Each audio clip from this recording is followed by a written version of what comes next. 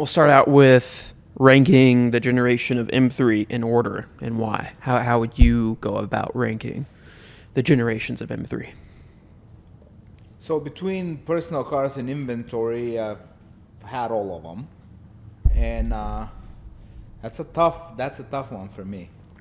G80 is at the top of the list, Should I isn't go it? last place or first place first? G80 is going to be at the top of the list. G80 would be last. Really? G80 would be last. To me, the G80 to me is the G80 to me is if Audi knew how to make a good car, it would be the G80. Interesting. That's what it would be. It's a great daily. It's the best daily driver of all the M3s. Mm-hmm. It's the nicest car to be in of all the M3s. It's the best interior of all the M3s. It has good power. It's the best transmission for daily use, the automatic they put in it. But it's also the least engaging to drive, in my opinion. What about with like modifications to that car? You know, Even with that, it's just too big. Too big, it's hard to place. The steering is vague. And it then is when you kind of put it rubbery. into sport, it's artificially hard. It's just, I don't know. I think they made a great overall car, great daily, and probably to the majority of people, it will be the best M3 they've ever made. So Yeah. I get why they did it that way, but like from an enthusiast standpoint, I didn't enjoy driving it. And I've driven one that's lightly modified. I've driven stock ones. I haven't driven a heavily modified one. Mm-hmm. I don't think, I'm trying to think if I have. It's just not, I don't know. I never enjoyed it. And then they put an all-wheel drive system in it. Although I know you can turn it off, but Yeah. all-wheel drive belongs in trucks. All right. So, well, then, with that being said, how would you rank them? Obviously, G80's So last. for then. me, G80 would be last place. Okay. And I'm not, like I said, it's a great car. It's just, my personal opinion. Yeah. G80 would be last place. E36 would be number 5. It's probably the best chassis out of all of them. But no wide body, which, I think the wide body just makes them special. Same body as the regular 3 Series, which that takes away to me. And then they didn't give the USA the good motor. Mm. Although the AS52 is arguably the most reliable motor in all M3s, Yeah. but it's not special. It's a single throttle body engine, and it's just kind of average. So then fourth place gets. So that'd be 5th place. Fourth place would have to be the F80, F82. And there's one over here Yeah. for sale and inventory. Fun car. I mean, I like it. I had one. Fun car to drive. Very spiky power delivery, which is, I thought it was cool, but it catches a lot of people off guard. I think it's right after Mustangs and being crashed out of Cars and Coffee. I think that is the G80 M3. Yeah. Those G80 and this. But the G80 power delivery is more smooth, so I don't know why people get in trouble with that one. The F80 is definitely more of a handful than a G80. Yeah. So like I think the G80 because of the power. It definitely has more power. Yeah, I and can if you see turn that. off traction, you're in rear-wheel drive. That can go wrong quick. Sure, yeah. And another thing that goes against the F80, in my opinion, is the existence of the M2 competition. Because it's the same engine in a better chassis. Yeah. And The better M2 is size. a good car. Yeah. So that's why, to me, that car is in 4th place. 3rd place will have to be the E30. Interesting. I thought you would have said first place for the No, E30. No way. Okay. E30 is 3rd place to me just because the stock E30, they're just slow. Yeah, that's fair. Stop. They're Yeah. fantastic to look at. They have probably the best racing heritage out of all the M3s, but that 4-cylinder it's just not enough. Second place. That's really difficult for me, but First and second, which it one? would be E46 would be 2nd place, Okay. and it's a tough decision. But E46 would be 2nd place just because the noise. And you just got an Yeah, I E46, just got right? one, and Yeah. I've had a bunch of them. Yeah. If that car sounded better, it would be first place to me. Mm-hmm. And then my favorite would be the E90. Huh. Yeah, E92, E90. I mean, the E90, E92, when you do them right. Yeah, I love them. Oh, and that's another thing I should mention. If you're gonna keep one stock, Yeah. the G80 is the best one. I mean, yeah, you get the most out You of it. cannot stock. keep BMW stock. If you want to keep a car stock, you get a Porsche. Yeah, If exactly. you keep BMW stock, the only one that's acceptable in stock form is the G80. I think a lot of people agree with that. Like BMWs are great value for money from the factory, and if you do just a couple minor modifications to them, they're great, They right? need it. And like E46 and E90 need quite a few things. But Yeah. once they're dialed, they're excellent. Really good. I mean, F80, you can live with an F80 stock. Anything older than that, no way. F80 stock manual and Manual or and DCT. automatic. Okay. Yeah. Yeah, you can live with it stock. I mean, it's a little soft. It could use a little bit, but like my F80, the personal one I had was a DCT. It wasn't heavily modified. I mean, I only did a few things to it. It was fun. Yeah. It was a good car. G80, it's fine stock. I don't want to go too far into this, but you know how a lot of people are used to compare an M3 to a 911, not necessarily in the same price bracket, because 911 was always more expensive. Right. But people are like, well, for this much more, you could get a 911. Well, now you have a base Carrera price close to 150, and you have an M3, what, in the 80s, 90s? Yeah, 90. So now that gap is increasing It's impossible. exponentially, right? It's impossible for me to justify a base 911 right now. Right. I mean, You could almost buy- appreciate them, and I know how great of a car it is, but Yeah. it's less practical than an M3. I tell you that much. I mean, you spend that much in modifications, that difference in Oh, modifications my on God, it. Yeah, and M3, and if you dump the rest Right. of the price difference in mods, would be insane. Yeah, yeah. But yeah, Well, since we're on the topic of Porsche, then, what are your thoughts on Porsche canceling the 718? And obviously, they were talking about making it EV. Seems like Porsche's backtracked on that because they know no one wants that car. right. But now they don't have a replacement to the 718 because they canceled it too soon. You can't buy one anymore. Same with the Gas Macan. I mean, I hope they come up with a new one, because I mean, unlike most people in the world, I like the mid-engine Porsches better than the rear-engine Porsches, the way they behave. Yeah. But I hope they come up with a new one, because they've been excellent cars. Right. Every single Cayman and Boxster I've driven, I like. Even the old ones, they're great. Yeah. I can't believe they want to cancel that, especially when you have examples like a GT4 RS, GT4 Well, I mean, platform. I sold Porsches for 5 years. They're tough to sell. Yeah. They are tough to sell, because people will come in and I'll have a Cayman GTS and a base model 911. And they'll be like, whoa, I want the 911. And that was always mind-blowing to me. There are those snobs out there I that would- No way. I mean, Yeah. Cayman GTS is... I know a to few drive. people like There's that. No question. I know a few people like that. They're like Yeah. 911 snobs. Like, oh, if I'm going to spend money on Porsche, it's going to be a I've 911. also had people that told me that the Cayman is like, oh, it's not a big boy car, it's not enough car, and then we go for a drive, and I take them for a drive, and they're all door handles, and I'm like, how fast are you gonna drive? I mean, it's fast enough. Right. It's a great car. It's much smaller too. Like it's a I great think the car. 911 it's a great car, but it's a little. You can't do as much fun things in it. I think. know? I mean, Porsche has always held the mid-engine cars back on purpose. I think it's on purpose, just so the 911 is the best. So if you drive them to their full potential, the 911 is faster. It's more capable. But I also believe that if you put somebody that's never driven either car on track, and let's hand him a 911 and hand him a Cayman, Yeah. they'll always be faster than a Cayman. There's no question. Yeah, So makes sense. it's easier to extract everything out of it. I mean, but the GT4 RS isn't insane. Fantastic. It's arguably. I mean, I'm not like a true driver, but I've driven quite a few of them, and I think it's one of my favorite Porsches I've driven. Modern Here's Porsches. My favorite, Outside of the crazy favorite ones. Porsche is a Carrera GT, but Right. I've never driven one, so it's just my favorite because it is. you know? Yeah.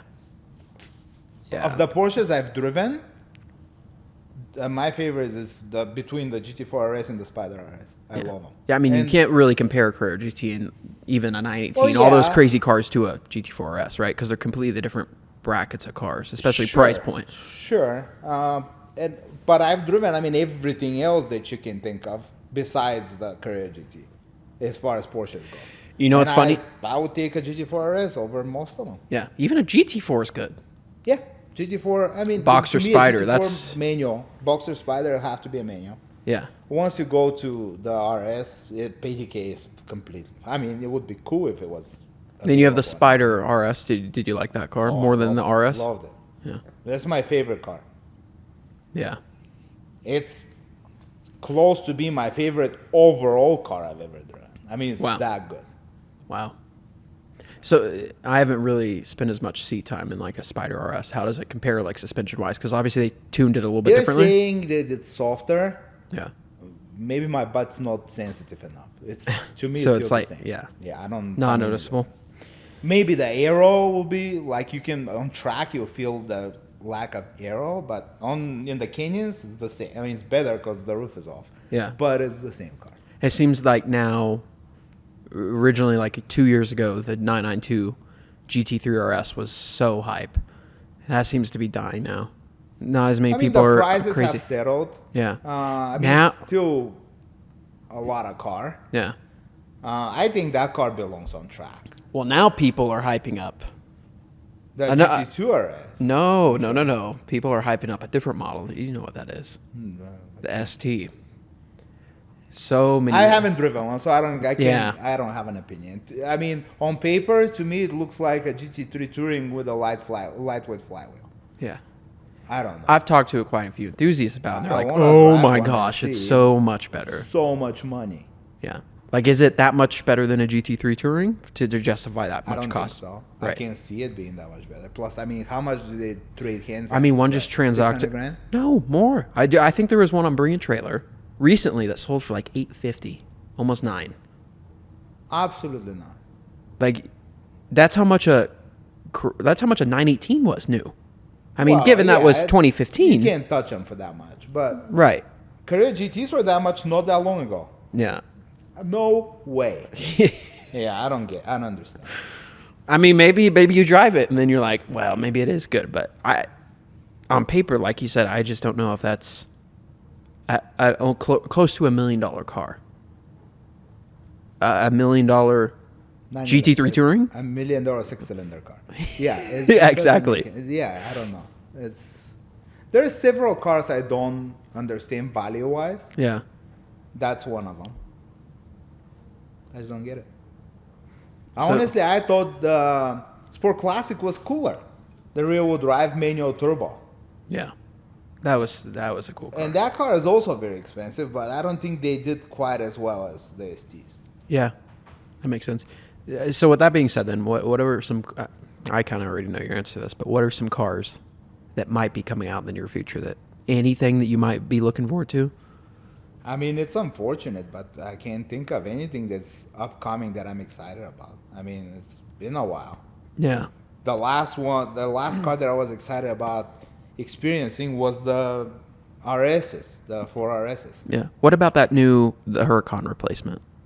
Would you be excited to check that out at all? Yeah, I mean, yeah, sure. I love the Huracan. I like the Gallardos. I mean, I like Lamborghinis in general. I mean, at first when you hear V8 over V10, it seems I like, don't mind that. I mean, V8s are great too, and but it revs pretty high too. I saw one in person. The Test Mule has been around Denver here for a year now, so I've seen it a few times. It's a little not as exciting looking as I was expecting it to be. Yeah. It looks a little It's underrated. For some reason to me, like maybe it's the front end headlight design. It just doesn't look as Lamborghini. Yeah, normally esque they as a look Huracan. wide and Right. exciting. This one, I mean, I don't know. It didn't strike me like that. Yeah. Where like when the Revolta came out, that looked striking. Yeah. Especially if you do it in some bright color. Yeah, it was cool. It's nuts. But yeah, I would love to drive it. Yeah. Maybe you'll get one in inventory. Yeah. That'd be cool. I mean, the STO is one of my favorite cars I've ever driven. So I guess you'd be comparing any new Lamborghini to that then. yeah, that was wicked. I mean, that was cool. But that was a lot more. The reason I would most likely pick the Spider RS over the STO is just because the STO was pretty difficult. I mean, it was a pretty sketchy car to drive. Yeah. And it's fun. I enjoyed that, but the Spider RS was just so easy. You could just push it and push. You know what's funny is like I don't want to necessarily talk down on anyone on the internet, but like when it comes to these cars like GT3 RS and Lamborghini Huracan STO, everyone, or like a McLaren, everyone, it seems like online and social media compares these cars and in environments that they live in that they can't even drive these cars like to their full potential. Like Miami, for example. I mean, where are you fully experiencing an STO at in anybody Miami? that's driving these cars to their full potential should be a paid race car driver. I mean, these are. Yeah. I don't have the abilities to drive these cars 1010s. And I don't know too many people that can drive them 1010s. Yeah. I mean, the level is so high right now. Yeah, and they keep wanting to get faster. That's why I didn't enjoy the 992 RS on the street. Yeah. Because I took it in the canyons and you're driving it at 510s and it feels like you're not doing anything and you're going way faster than you should be going in a canyon. Where with like the older stuff, it feels like you're doing something, you know, because the level was so much lower. Yeah. It's also the way manufacturers have, you know, insulated the cars and designed the cars to where you don't feel what you're doing as much, right? Yeah. What about the GT2 RS, the new one that's going to come out with that? I'm sure it'll be cool. I mean, so far they haven't made a bad GT2. All the true. GT2s have been wicked. So yeah, I'm excited to experience that car. I mean, but I can see that car being even way more not intimidating, but you know, just not a street car. Yeah, especially if the GT3 RS was already insanities and a rear-wheel drive GT2 RS with turbo power. That'd be. I mean, especially if they make it high. I've experienced the last GT2 RS several times. Yeah. It's fun. That thing is easy to drive to. It was surprising to me how easy it is to drive. Yeah. Because I was expecting it to be sketchy. Yeah. And it wasn't bad. It wasn't bad. It put all the power down, and they used to call it the Widowmaker. That car was cool. Yeah. Wow. Yeah, that'd be cool to No, the biggest Widowmaker I've ever driven is 675 LT. Yeah, that car is crazy. Yeah, that thing was so sketchy. I think lots of McLarens in general are pretty sketchy. I mean, I drove a 600 LT didn't feel that way. I was expecting it to be close, but it wasn't. And I've driven a 720 a couple of times. That was fast. The 720 is nuts. That thing's fast. The 675 for some reason was just like handful. Yeah. I don't remember the last time I've turned traction control back on. I think Andrew even drove that car pretty decently. I was just like, no, I'm good. I remember Andrew coming back from driving that car, and he even was like, yeah, it was definitely a handful. Yeah. All right. Well, anything else you want to say on this? But yeah, I mean, the whole Widowmaker thing. I mean, all the cars that have been like labeled as a Widowmaker by the masses. Every time I've driven one of them cars, I'm like, excuse me, because like the 930 turbo. Yeah. That's the original Widowmaker, right? You drive one and it's like, no, it's so slow.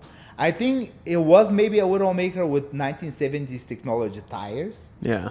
But you drive it with current tires, right. The car is not, I mean, it's not fast enough to break the tires loose. I've even drove one of those with new tires.